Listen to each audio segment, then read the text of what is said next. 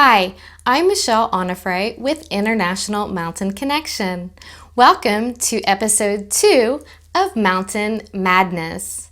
In this episode, I'm going to talk about the difference between crevice and crevasse. These are two words that are used incorrectly by non-native English speakers and native English speakers. But why? Well, there are a lot of similarities between these two words. When you look at the words, the beginning is the same. C-R-E-V. Crevice, crevasse. And when you hear the words, it is difficult because they are so similar. Crevice, crevasse. Crevice, crevasse. Do you hear the difference? With crevice, there is an accent at the beginning of the word. Crevice, crevice. But with crevasse, the accent is at the end of the word. Crevasse, crevasse. Crevice, crevasse. Crevice, crevasse. Do you hear the difference? Okay, the third main reason it's difficult with these two words is because they both are talking about a crack or a fissure or a break in something.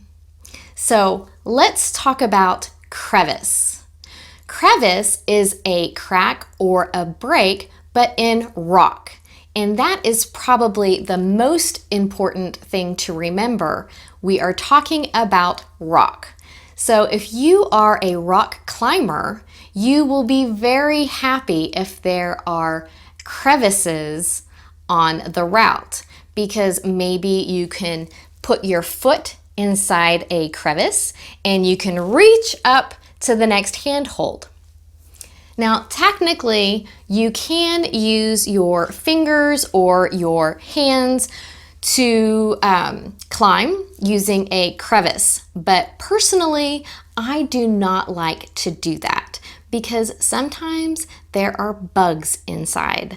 Bugs are insects, so they can be ants or spiders, and sometimes there are even lizards. So yes, technically we can use a crevice for climbing, but I don't like using my hands with one.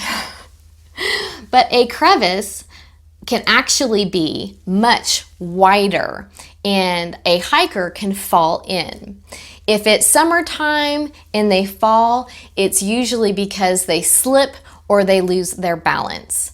If it's winter time, maybe there is snow over the crevice so they don't see it and they fall in. So a crevice can be really small or it can be really big.